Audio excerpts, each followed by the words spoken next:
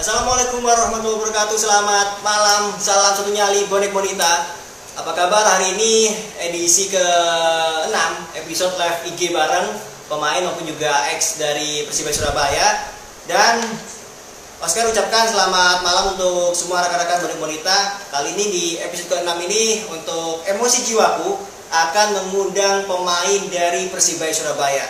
Ini pemain senior yang bisa dibilang yo sering banyol, mainnya yo ngosek, dan ya banyak sekali keunggulan maupun juga keunikan dari Randy Irwan Saputra. Assalamualaikum Cak Randy, apa kabar? Salam satu nyali wangi. Waalaikumsalam warahmatullahi wabarakatuh. Mas Oscar, hati-hati. Minal aidin wal faidin. Ini untuk semua bonek-boneka. Randy Irwan sudah bergabung bersama kita di Emosi Jiwaku. Mungkin cara ini bisa nyapa dulu teman-teman bonek-bonita ya. Kalian minal izin. Iya. Assalamualaikum warahmatullahi wabarakatuh. Selamat malam semuanya. Terima kasih sudah bergabung di live IG bersama Emosi Jiwaku. Untuk bonek-bonita, saya mengucapkan minal aidin wal faidin, mohon maaf lahir dan batin. Segala perbuatan baik sengaja maupun tidak sengaja yang saya lakukan, saya meminta maaf yang sebesar-besarnya. Semoga kita diberikan kesehatan selalu. Amin. Amin, amin. Ini untuk bonek-bonita, silakan yang mau bertanya kepada Cak Randy Irwan tentang Persibaya maupun juga awal karirnya bersama Bintang Timur maupun di PON Jawa Timur di 2008, serta mungkin punya cerita menarik bersama Cak Randy. Ini spesial aja guys, sampean, boleh sampean, musuh Persela Lamongan. Iya. Selalu sana. Ya, ini kabar keluarga di rumah, ngapain aja nih? Alhamdulillah sehat. Ya, kegiatannya sama anak sih, sama keluarga di rumah. Kadang-kadang main bola juga sih di kampung mas. Kalau sore hari bersama teman-teman seperti kadang-kadang Arif Arianto yang mantan-mantan pemain seperti itu. Tak lihat di IG, saya kisah ngane sepeda ontel aja ya. Nyanyi Papres. Ono Pak dosen, Pak Afif. Selamat malam Pak Afif. Ya, ini untuk teman-teman silakan kirim salam untuk Cak Randy. Kita langsung aja ya untuk berbincang tentang Randy Irwan Saputra. Ini memang bergabung bersama Persibaya di era IPL, kemudian juga kembali lagi di era Liga 2. Mungkin Cak Randy bisa bercerita awal karir dari Cak Randy di futsal hingga jadi pemain sepak bola profesional, Cak. Oh ya, awalnya pertama memang saya futsal ya, dari futsal itu dari SMA sebenarnya. Karena waktu itu kan di SMA kan baru gempar-gemparnya pertama kali ada futsal.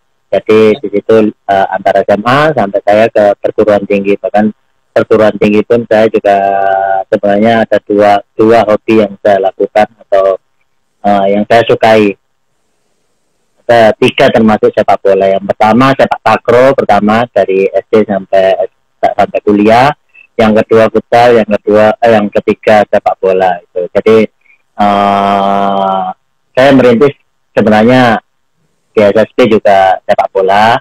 Saya sebenarnya sepak bola cuma karena di sekolahan kan ada lomba-lomba seperti itu, kadang lomba lari, atletik seperti itu, jarak pendek, terus sepak takraw, terus sama futsal. Bahkan saya masuk ke perguruan tinggi waktu itu. Randy Irwan ini suka untuk olahraga lah, berarti gitu. Apa memang dari orang tua yang mengarahkan? Kalau orang tua sih dulu ngajaknya pertama ya sepak bola sama bersepeda. Jadi lanjut dari futsal di era SMA, kemudian proses lah seleksi, ikut seleksi ya. Cak Randy, bisa dengar kita? Iya. Tadi sinyalnya mati, Mas. Iya. Lanjut ya soal awal mula tadi dari SMA dari kecil memang dilatih sama ayah untuk melihat seperti waktu itu Kudus Nawawi, Sutaji, Nurul Huda, yang mantan-mantan pemain waktu itu masih di eranya dia lagi moncer-moncernya ya, lagi terkenalnya. Bahkan kalau Charleston latihan dulu itu saya sama Cauda ya bagian itu ambil bola di lapangan, kan lapangannya ada tebu-tebu dan sawah kan, dulu dikasih 5.000 itu udah kayak 50.000 zaman dulu tahun 90-an.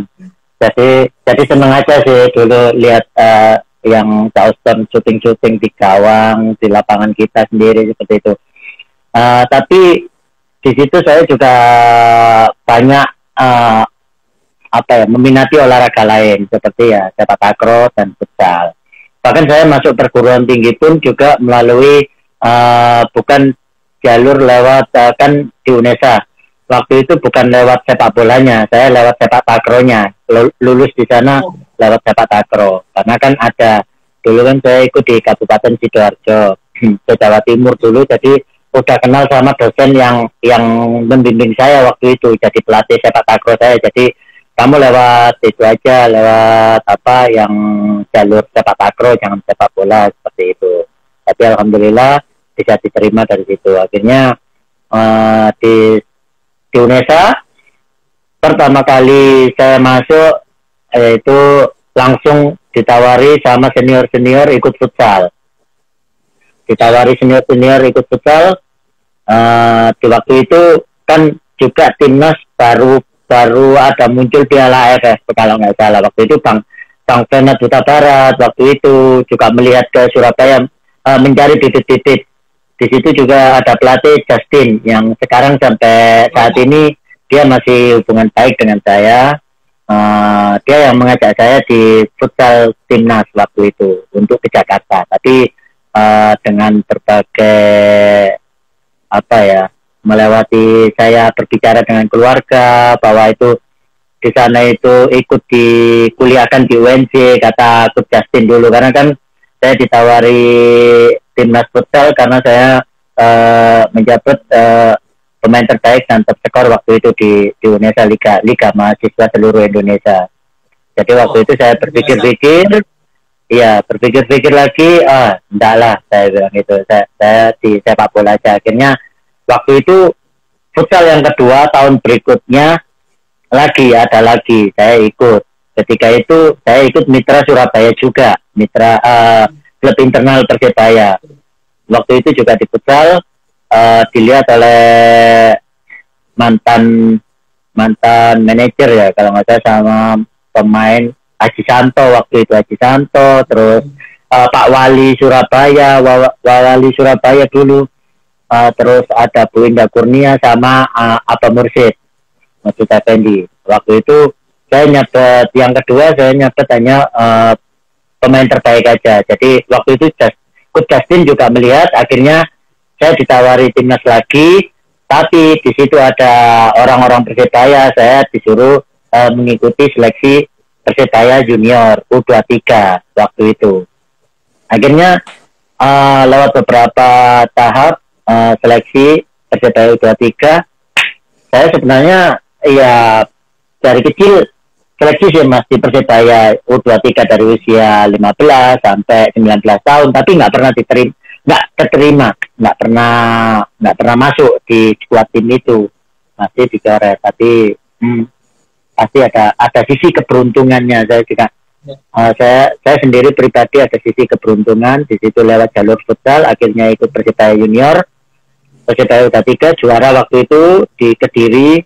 Akhirnya sampai ada waktu itu lawan Arema di Gelora 10 November tahun berapa ya, 2000 berapa lupa. Akhirnya ada Pak Haruna di situ. Ada Pak Haruna Sumitro kan waktu itu melihat kita bermain lawan Arema, kita menang 6-2 kalau nggak salah waktu itu, kita semifinal atau penyisian kalau nggak salah 8 besar. Di situ saya ditawarin langsung, ditanya sama pelatih, ada Coach Yusuf Moni, Maura Heli, mantan pemain Sutartono waktu itu, Akhirnya, Randy ada yang panggil kamu gitu. Siapa? Pak Aruna gitu. Ren, langsung Pak Arunanya, iya Pak, saya salin kan. Orang-orang kok salinnya cium tangan semua, saya bilang gitu. Kok cium tangan semua, kan saya nggak tahu kalau itu Pak Aruna. Itu Pak Aruna siapa, saya bilang gitu. Terus akhirnya, Ren, besok kamu ikut seleksi PON gitu. Ini siapa, saya bilang gitu. Terus saya tanya ke Kut Hartono, Kut, itu tadi siapa, saya bilang gitu. Loh, itu ketua Pemda. Loh, jujur saya waktu itu nggak tahu ada Pemda Jatim atau apa. Sekarang nggak tahu namanya apa ya, berubah Pemda ya kalau nggak apa. Pemda berubah jadi apa ya sekarang namanya. Dulu kan Pemda Jatim yang ketuanya PSSI dulu kan Pak Aruna Sumitro. Saya nggak tahu, baru pertama kali tahu itu yaitu ada Pemda Jatim, ada Pak Aruna Sumitro. Saya sampai di apa ya, dikocok lagi lah istilahnya sama teman-teman. Kamu itu orang nomor 1 yang pegang sepak bola Jawa Timur, nggak tahu. Saya juga nggak tahu gitu. Makanya saya lihat kok saling tangan semua gini ya gitu. Saya iya Pak, saya gitu aja. Akhirnya mulai dari situ mulai. Dengar cerita dari Mas Randy ya ngakak bisa nih kebanyakan. Iya, dulu itu ya nggak tahu. Saya Pemda itu Pemda apa gitu, saya juga nggak tahu. Akhirnya ya udah saya bilang gitu. Akhirnya dipanggil, akhirnya sampai juara TC PON itu lama sekali sampai 3 tahun TC waktu itu persiapan karena memang targetnya kan emas waktu itu ya. Jadi di sisi itu saya agak kebingungan ada sisi memilih antara pendidikan sama sepak bola waktu itu karena kan TC PON kan membutuhkan waktu yang lama dan berpindah-pindah di Batu, di Blitar atau sampai TC di Thailand dulu waktu itu di Malaysia. Akhirnya orang tua saya disuruh memilih. Sebenarnya saya disuruh udah kamu kuliah aja gitu. Tapi orang tua yang ayah nyuruh ya udah terserah kamu, jalur kamu mana gitu. Akhirnya ya tekad saya ya bulat ya. Saya imbangkan waktu itu, di mana saya bisa di Batu waktu itu saya bisa sepak bola, TC di mana waktu itu saya bisa izin dan meluangkan waktu untuk belajar di UNESA seperti itu. Saya coba waktu itu ada cerita lucu juga, ada dosen saya anatomi, sampai sekarang masih saya ingat-ingat dan waktu itu. Silakan Mas Randy. Iya, sorry Mas. Boleh ya. Wifi omaku nek yanene rada temeng ya ale. Sorry. Siap. Lanjut ya. Iya, waktu itu kan lanjut ya. Waktu itu ada pilihan antara sepak bola dan kuliah. Nah, akhirnya saya coba waktu itu. Disuruh Kutaji, kalau nggak salah waktunya pelatih Kutaji atau sebelumnya gitu loh. Disuruh mencoba, kamu latihan jam berapa? Kata dosen itu, dosen anatomi. Latihan jam 7, Pak, saya bilang gitu. Jam 7. Saya kuliah jam berapa gitu. Kan waktu itu kan memang kalau UNESA kan memang harus hadir ya. Kalau nilainya memang harus bagus kan memang kehadiran diperlukan di situ. Jadi saya coba, dia jam 11 sampai jam 1. Saya latihan waktu itu TC di Batu, di Agro. Kita paginya itu ya agrowisata. Latihan kan pagi sore. Ya. Kita pagi itu kita ke Cuban Rondo, waktunya fisik. Cuban Rondo muter 2 kali di situ. 10 kilo kan. Terus pulang jam 9 saya mandi sampai saya belum ada lapindo. Jadi kan agak sepi jalan. Saya sepeda motor ke UNESA langsung jam 10. Jam 10 nyampe sana setengah 12. Di UNESA setengah 12, mengikuti pelajaran dia, akhirnya pulang lagi, setengah 4, jam 3 nyampe Batu lagi, setengah 4 kita latihan. Setelah latihan, malam setelah selesai Isya, saya langsung demam, tipes campur demam berdarah. Akhirnya yaitu, Kutaji sama Pak Aruna suruh milih, kamu itu bukan robot, kamu pilih mana sekarang, kuliah apa itu gitu. Akhirnya saya pikir-pikir seminggu lagi, oh ya udahlah, mungkin jalannya seperti ini saya gitu. Ya saya ikutin. Akhirnya ya alhamdulillah sampai PON itu bisa berjalan dengan lancar hingga mendapatkan emas. Setelah PON saya di tim profesionalnya bersama Gresik yang sekarang Persegres Gresik United itu pertama awal karir profesional. Soal tadi di futsal sih, ini luar biasa bagaimana Coach Justin, kalau kita tahu dia sangat kritis dalam memilih pemain. Apa sih alasan Justinus Laksana memilih Cak Randy ini masuk di timnas futsal? Mungkin waktu itu saya mencatat itu ya, apa pemain terbaik dan terskor, mungkin dilihatnya seperti itu karena kan kita juga juara 2 kali berturut-turut Unesa waktu itu. Jadi Coach Justin langsung nawarin udah kamu ikut aja ke Jakarta gitu, nanti saya kuliahkan di UNJ seperti itu. UNJ ada pilihan dua kuliah dulu, UNJ sama mana gitu, tapi saya izin ke orang tua saya dulu, akhirnya ibu tidak mengizinkan, udah di sini aja seperti itu. Jadi banyak teman-teman di Indonesia juga dulu ya menyarankan ke Jakarta, cuma kan kalau doa orang tua tidak mengizinkan kan ya bagaimana juga gitu. Akhirnya nurut aja sama orang tua, akhirnya nggak boleh, ya udah saya pamit sama Coach Justin bahwa tidak bisa seperti ini. Saya meneruskan, akhirnya ada jalan lagi di sepak bola itu lewat Persebaya U23 pertama kali saya itu diterima di situ.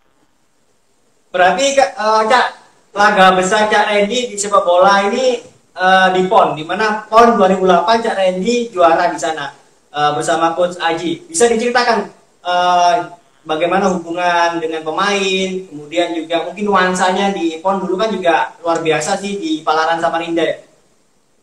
Iya, ceritanya banyak sih. Pas waktu di PON di Samarinda itu kita nginap di Samarinda sih, kayak di apa ya, di rumah gitu, sewa rumah sih, sewa rumah. Jadi kita itu dijadikan satu. Kalau hotel itu kan kita beda-beda kamar, tapi kalau rumah kayak villa gitu kita jadi satu rumah. Di situ kekuatan keluargaan kita waktu itu hingga sampai kita juara. Bahkan kita juga nggak berjalan mulus sampai di juara, kita sempat tersandung atau mau gagal waktu itu, kalah dengan Papua Barat. Saya masih ingat di situ masih ada Patrick Wanggai yang sekarang bersama teman saya di Persebaya. Waktu itu kita kalah akhirnya, tapi kita bisa menang lawan Jakarta. Akhirnya kita masuk ke semifinal. Saya nggak cetak gol sih selama penyisian.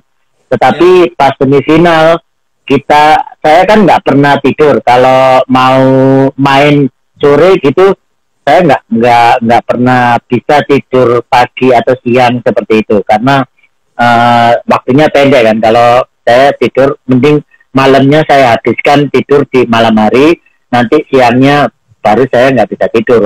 Waktu itu masih di PON.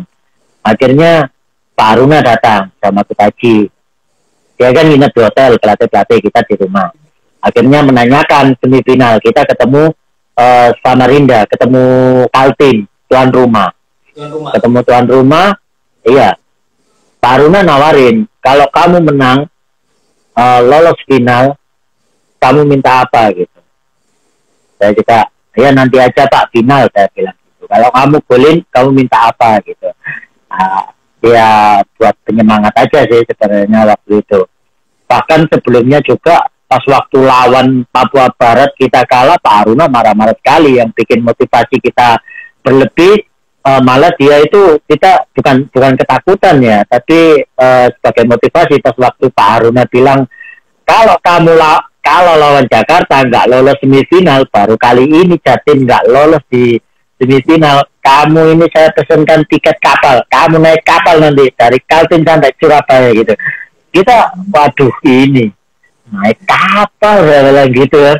Kita sama teman-teman di situ, sama teman-teman lebih mempererat kekeluargaan. Jadi kita kumpul, kita berbagi pengalaman bersama apa kekurangan kita apa itunya, akhirnya ya ngadakan sholat bersama, ngaji bareng seperti itu, akhirnya ya bisa menang lawan Jakarta, dan semifinal pun dilakukan bersama seperti itu, kita ke anak yatim, terus sholat bersama tiap malam gitu.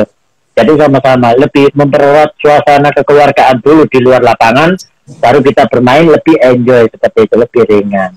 Jadi waktu itu pas finalnya kita menang lawan Kaltim, lawan Papua, tanya lagi sama Pak Aruna, kamu minta apa kalau kamu juara gitu. Waktu itu kita sih bilang minta auto, kulkas atau TV. Saya ya bercanda-bercanda aja kan, ya nggak mungkin waktu itu minta itu. Saya akhirnya sepeda, waktu itu kan sepeda Mio baru-baru aja gitu, baru apa ya, baru booming lah istilahnya, baru pakai. Akhirnya sepeda Mio Pak gitu. Saya bercanda aja sama lihat TV gitu di ruang tamu. Akhirnya Pak Aruna, oke, kalau kamu bisa itu, oke, saya itu kan. Wah, anak-anak tak ceritain. Ini tadi aku ditanya Pak Aruna, awakmu tok cari ngono. Iya, kayaknya aku tok oleh peda gitu. Akhirnya anak-anak tanya sebelum main, Pak, ini tadi, ya Randy tanya katanya, itu tadi dapat sepeda Mio kalau menang gitu. Pak, kok Randy aja? Akhirnya Pak Aruna janjikan semua, dari official, dari itu semua, sampai tukang masaknya pun dikasih sama Pak Aruna. Akhirnya di situ sebelum final kita, waduh, makanan-makanan yang biasanya makan tahu tempe, akhirnya udang, sate seperti itu, kisi-kisian akhirnya. Jadi semangat, tukang masaknya juga semangat gitu loh. Akhirnya ya alhamdulillah akhirnya bisa ngalahkan Papua waktu itu di final, dan saya juga cetak gol. Akhirnya ditambah juga bonusnya sama Pak Aruna. Kalau kamu nggak pertama cetak gol, kalau kamu bisa mempertahankan ini, tak tambahi kamu gitu. Tambah ini lah Pak, gitu. Akhirnya ya itu, alhamdulillah sampai juara gitu. Jadi enggak gitu. Sebelumnya dia juga marah-marah sih karena kita kalah lawan Papua Barat gitu loh. Akhirnya masa sih kita pulang naik kapal gitu. Akhirnya semangat di situ. Iku Cak Randy, Pak Harunnya gak sambat gara-gara konrek polri noroki akeh ngono.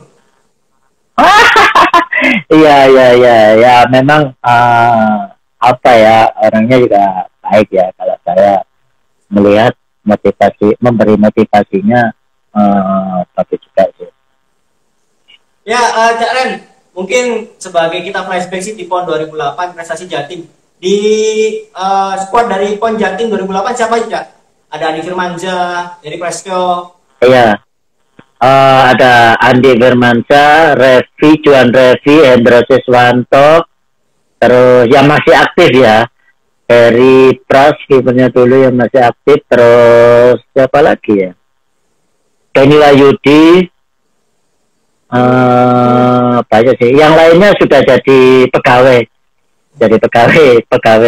ada yang PNS seperti itu. Ya, sebenarnya kita juga sapa dulu untuk teman-teman yang sudah bergabung Bonek Bonita. Silakan teman-teman bisa mengirimkan komentar atau juga pesan yang ingin ditanyakan, pertanyaan kepada Cak Randy, apa nanti kita akan kasih ke Cak Randy, kita passing biar beliau yang jawab juga. Lanjut Cak, dari futsal, kemudian PON, terus bergabung dengan Persibaya di Indonesia Premier League. Bagaimana kisahnya? Iya. Untuk Cak Randy. Iya, pertama awal gabung Persibaya waktu itu saya di Mitra Kukar hampir 1,5 tahun. Waktu itu kan saya diperpanjang oleh Mitra Kukar. Waktu itu tahun pertama itu dipegang oleh Coach Mustaqim yang sekarang jadi asisten. Akhirnya yang kedua dipegang oleh Coach Benny Dolo waktu itu. Waktu itu Coach Benny Dolo juga mendatangkan pemain-pemain yang luar biasa. Waktu itu Mitra Kukar sampai lolos ke ESL karena memang kayak mantan-mantan pemainnya dulu dibawa semua ke situ. Saya sempat minder sih karena banyak pemain-pemain hebat seperti itu. Akhirnya di situ saya bisa masuk di tim Mitra Kukar lagi. Waktu itu juga dalam dituntun oleh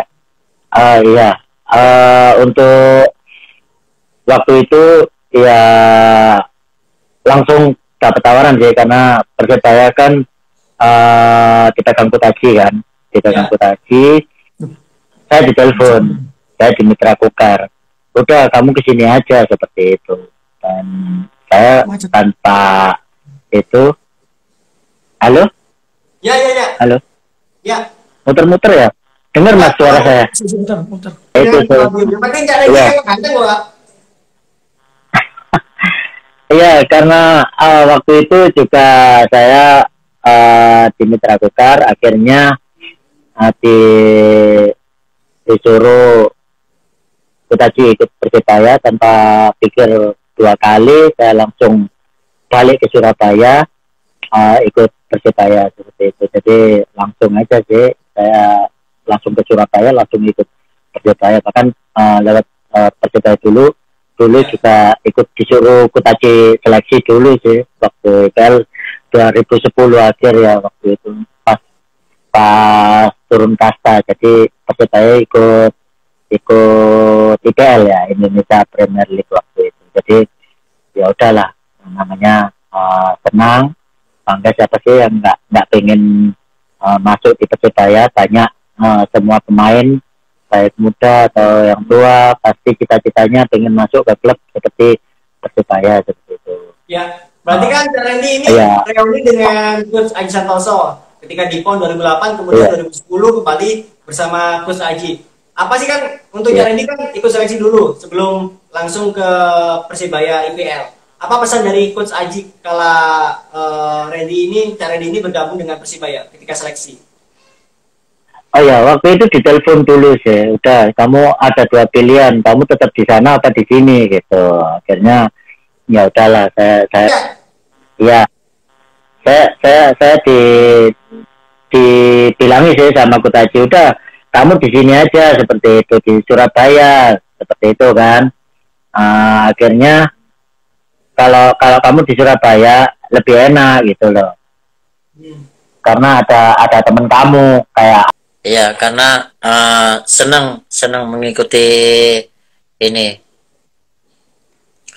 Akhirnya di situ saya juga alhamdulillah bisa lolos di Persebaya, hingga dikontrak waktu itu bersama Persebaya sampai 2013.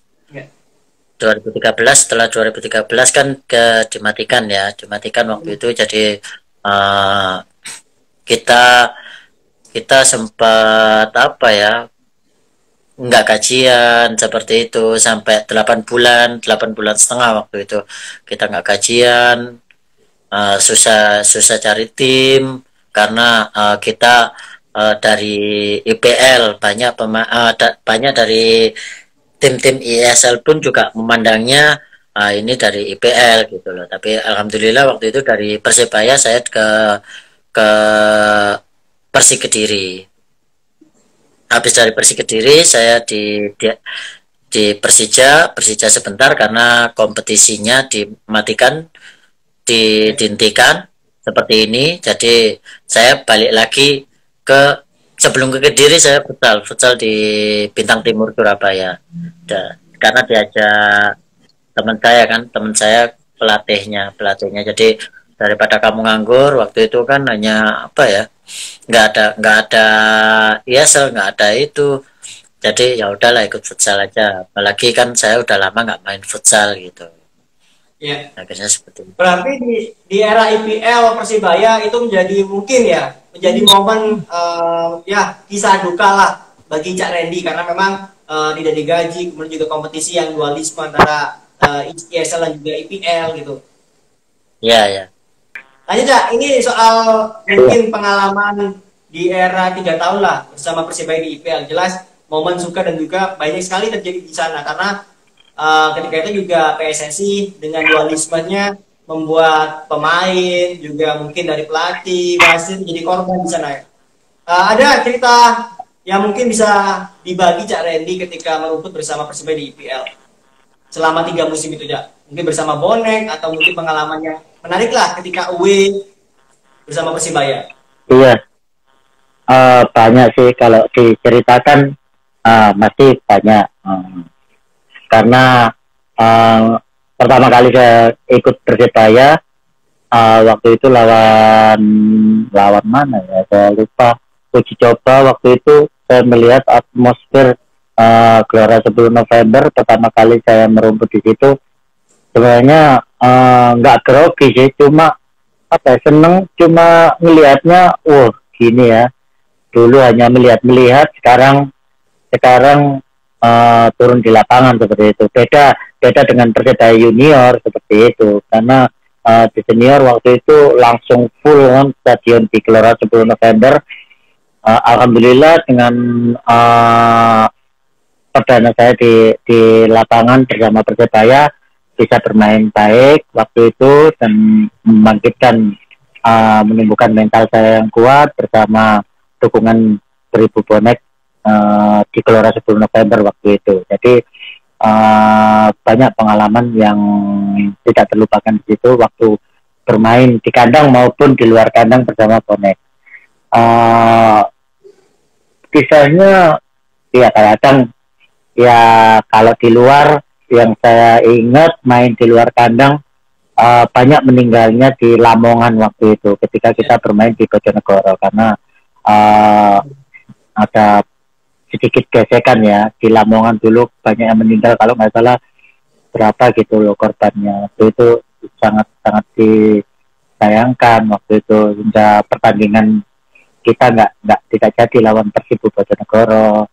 Banyak cerita seperti itu. Ketika tahun 2013 kita dihentikan atau dimatikan oleh PSSI waktu itu, ya udah kita yang pemain-pemain juga sebenarnya kebingungan, hanya saja kita nggak gajian, terus udah nggak bisa ngikuti klub di mana kita, seperti itu ceritanya panjang deh waktu itu, hingga akhirnya saya bermain futsal sampai itu masuk ke Persik Kediri, dan hingga kembali Persik Kediri lagi hingga kembali ke tahun 2017 saya sampai menunggu Persebaya dihidupkan kembali.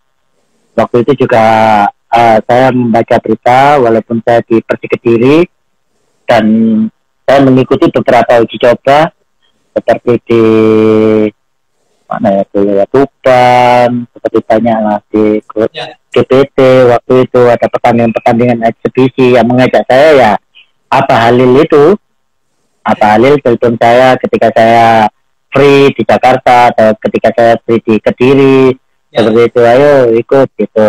Ya saya ikut aja, dan waktu itu alhamdulillah dapat izin sih dari baik Persija Jakarta maupun di Persik Kediri, karena mereka tahu kondisi di Surabaya seperti itu.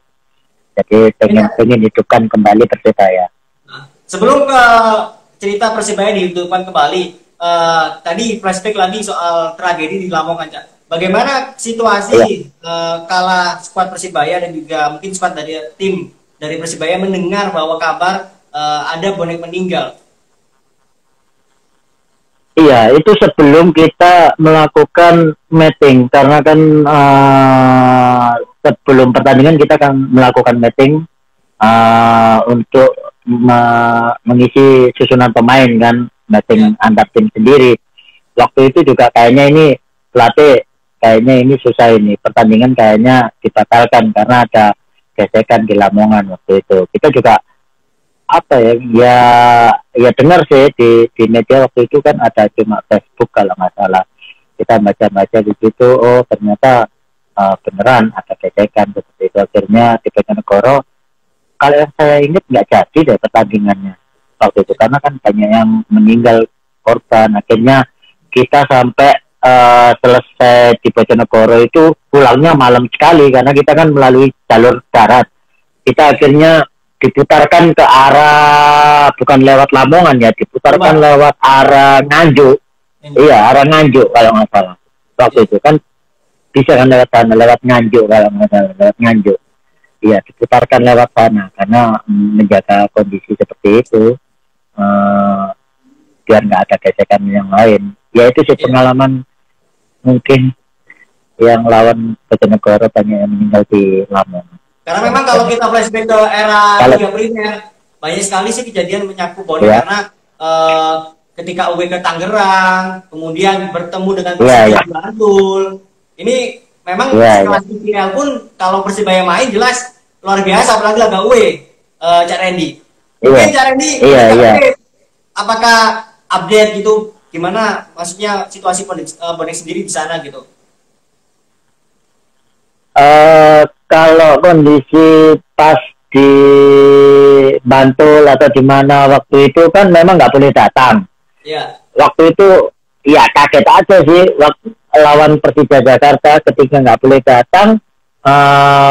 Polisi-polisi banyak yang bilang oke, bonek nggak akan datang gitu. Waktu itu sama Persija. Siangnya kita coba lapangan atau apa ya, sorenya waktu itu. Akhirnya ada aja bonek yang datang seperti itu. Akhirnya kita kan berangkat, tetap harus berangkat kan melalui oleh arahan pelatih dan manajemen, kita harus datang ke stadion.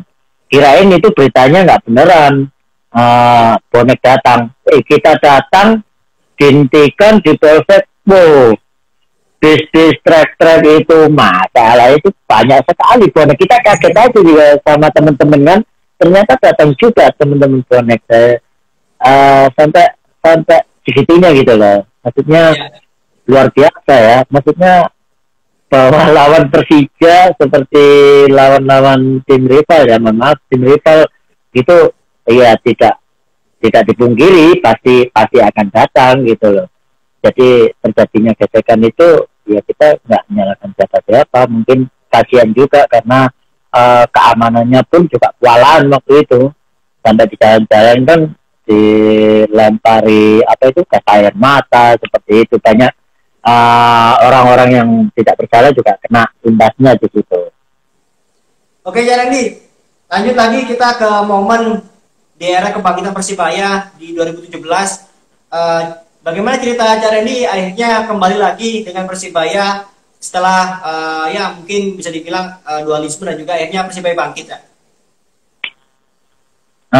Waktu itu saya di Persik Kediri tahun 2016.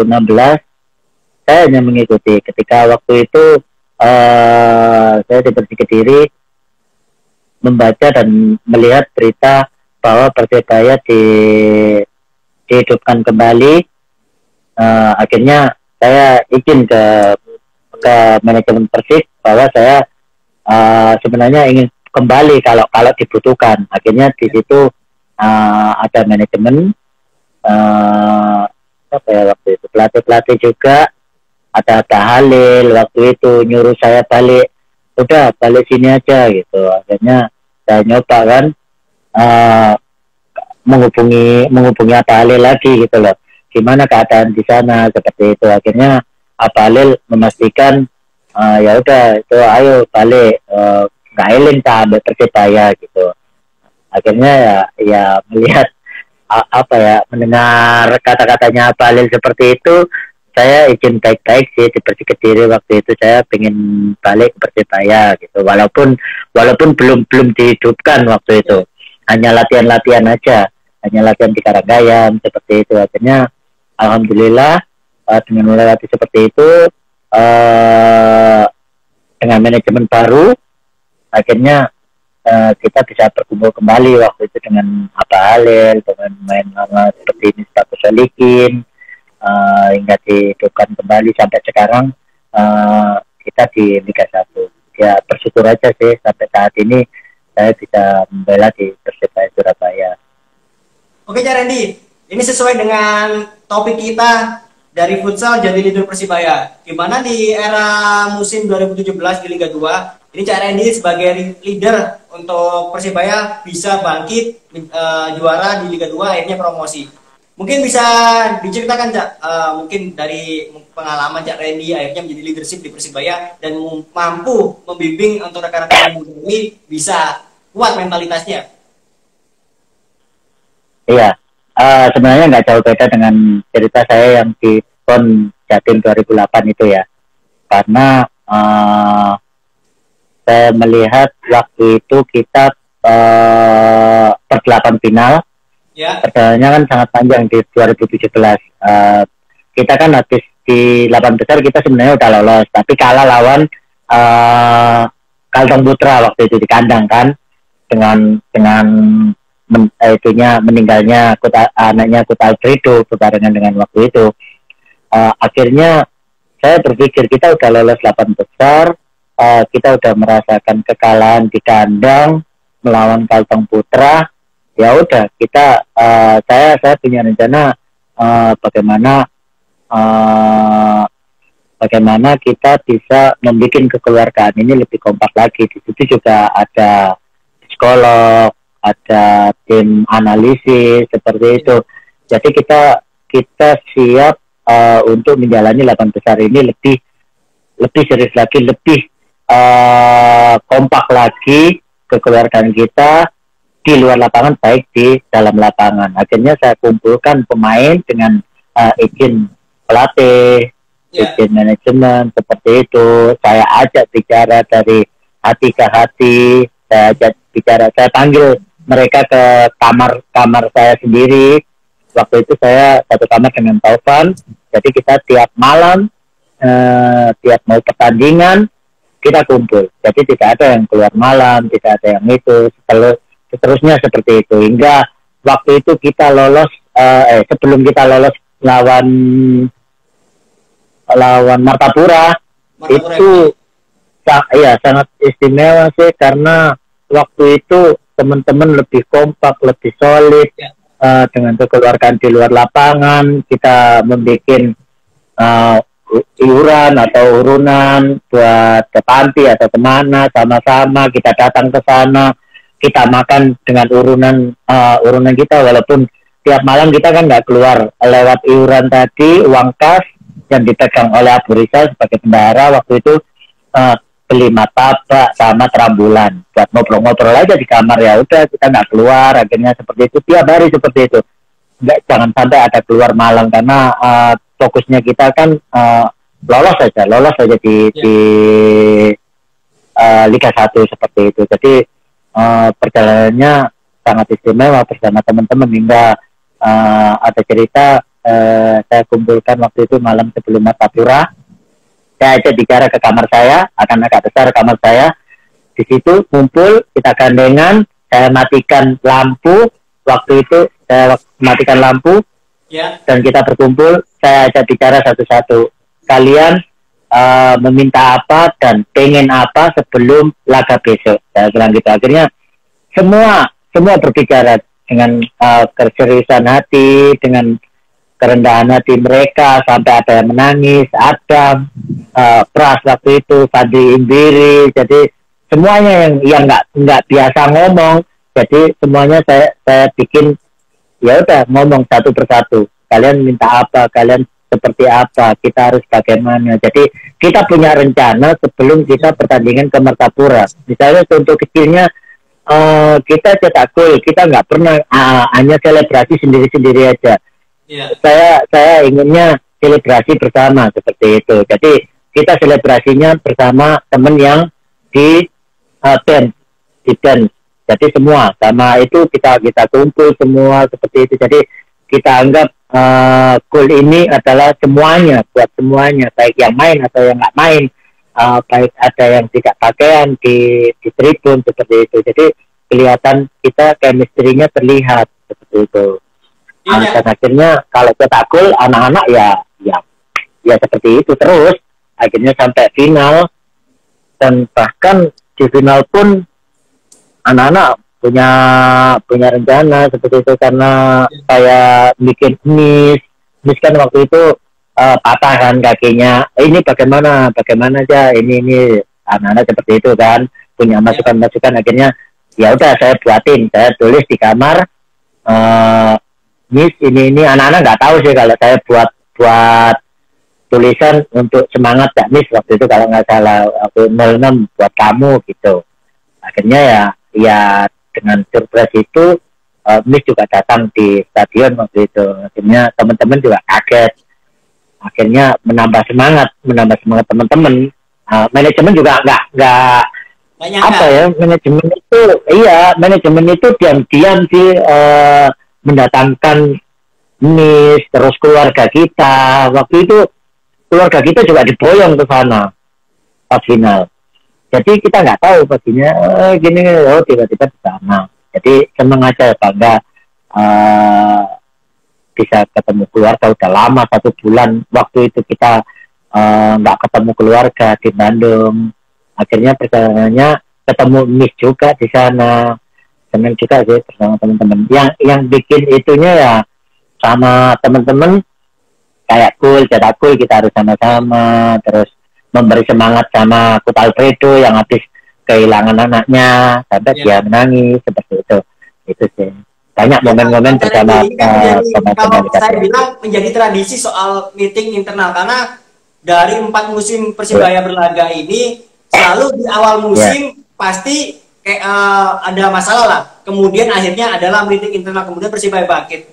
Apakah kalau cara ini sendiri mungkin ketika awal musim ada sisi yang hilang dari Persibaya, akhirnya dipertemukan lagi dengan meeting pribadi internal dengan skuad?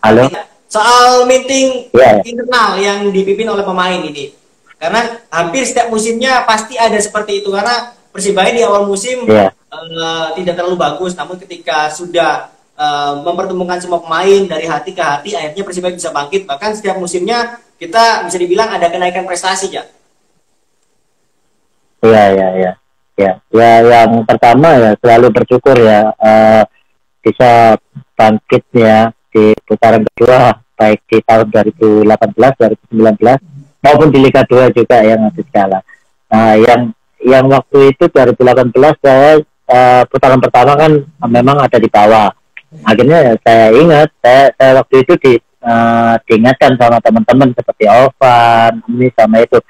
Ya kita lama nggak kumpul seperti itu. Akhirnya saya aja sebagian teman-teman dulu yang seperti pemain Papua kayak Ruben, kayak Pandri Bir, Osvaldo, kamu mau nggak bahwa tradisi kita seperti ini? Saya bilang gitu ke Ruben maupun ke Osvaldo waktu itu pada tahun 2018. Kita kuatnya itu kumpul, semoga aja kita kumpul ngobrol dari hati ke hati, kita bisa bangkit seperti itu. Karena mungkin ada teman kita yang menyimpan atau memendam perasaannya, nggak dikeluarin dengan bicara. Siapa tahu kita ngobrol bersama internal pemain saja bisa keluar seperti itu. Akhirnya ya alhamdulillah pemain saya aja ke tempat sesuatu yang tidak saya sebutkan di sini.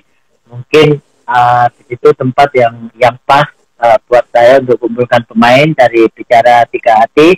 Akhirnya semua berbicara seperti ini. Akhirnya ya udah kompak seperti ini. Kalau cetak gol harus seperti ini, punya selebrasi seperti ini. Akhirnya dari beberapa laga terakhir, tiap beberapa laga terakhir seperti itu. Bahkan di tahun 2019 kemarin waktu Ruben sebagai kapten itu juga seperti itu. Waktu itu bertanya kepada saya sebelum lawan PSM Makassar ya, dipegang pertama kali oleh Kutaji. Dipegang oleh Kutaji, kita izin ke Kutaji, Kut, bahwa kita di papan bawah, minta izin saya sama Ruben.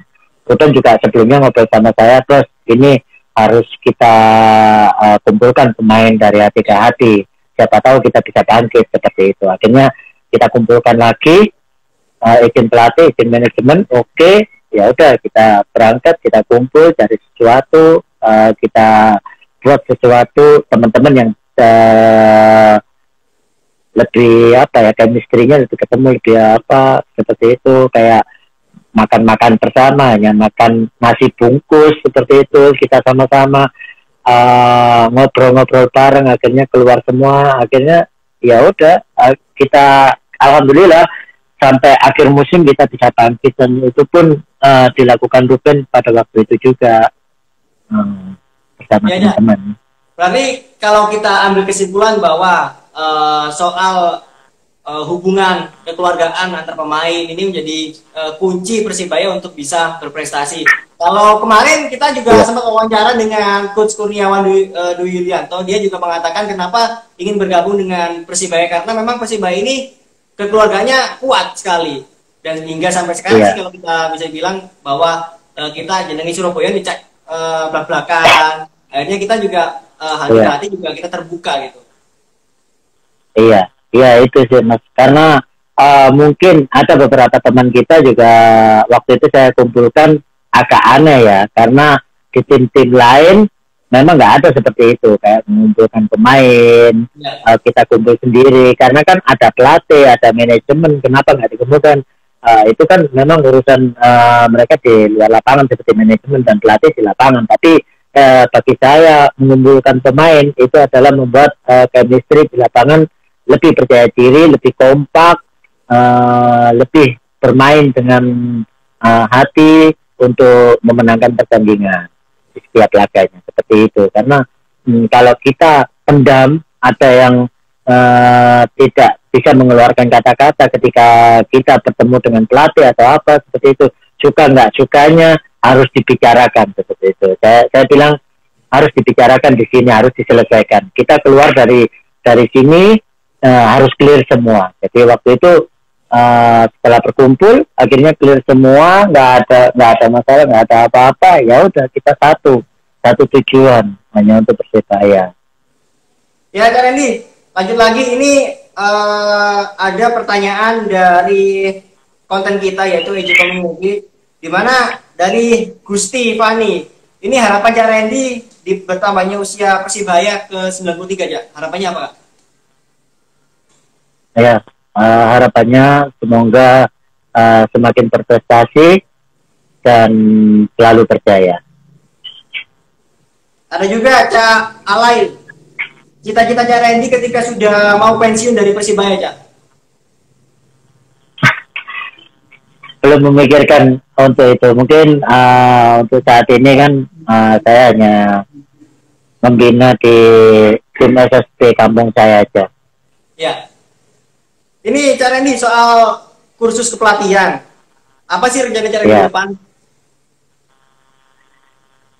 Kalau saya jujur belum ada punya rencana. Kemarin memang sekolah kursus di kepelatihan, bahwa memang pelatih itu lebih susah ya dari pemain. Setelah belajar hampir 1 bulan itu di Malang, waktu itu memang seperti ini. Kalau saya pribadi banyak pelajaran, saya juga harus banyak belajar kepada pelatih-pelatih, khususnya di pelatih Persibaya sendiri, ada Kutaji, Kutuston, Kutujo, atau pelatih yang lain, Kuteni, atau pelatih sebelumnya. Ya. Kita ambil ilmunya di situ. Kalau rencananya saya belum kepikiran sih sampai di situ. Saya hanya sampai saat ini membina di SSD di kampung saya. Oke, Cak. Nampaknya sudah injury time ini. Terakhir mungkin dari Cak Randy pesannya untuk bonek, karena memang Cak Randy ini 3 tahun bersama Persibaya di IPA, kemudian 4 musim di Persibaya era sekarang. Apa aja mungkin pesan dari Cak Randy yang memang ingin diungkapkan kepada bonek bonita, Cak?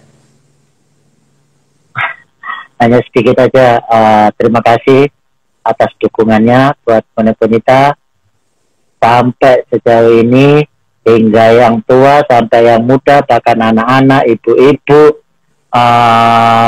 semuanya pasti kangen ingin melihat pertandingan atau mendukung Persibaya berlaga. Kita semua juga harus bersabar. Ya. Semoga masa sulit ini kita bisa melewati bersama-sama untuk menjaga dan menjaga nama baik Persibaya Surabaya. Untuk selanjutnya semoga Persibaya kedepannya lebih baik lagi, lebih berprestasi lagi di nasional maupun internasional seperti itu. Amin, amin, Cak Randy. Ini juga sebenarnya banyak pesan dari teman-teman EJ, namun kalau kita lihat waktunya sudah mepet ini. Kita juga berterima kasih Cak Randy ya kepada semua bonek bonita sudah bergabung di Emosi Jiwaku bersama Cak Randy Kirwan. Yeah. Ada tadi Mojokerto, Tuban, Tangerang sudah bergabung, Sumatera juga memang luar biasa. animo, karena memang Cak Randy ini salah satu pemain senior yang senengani banyol, senengani usil.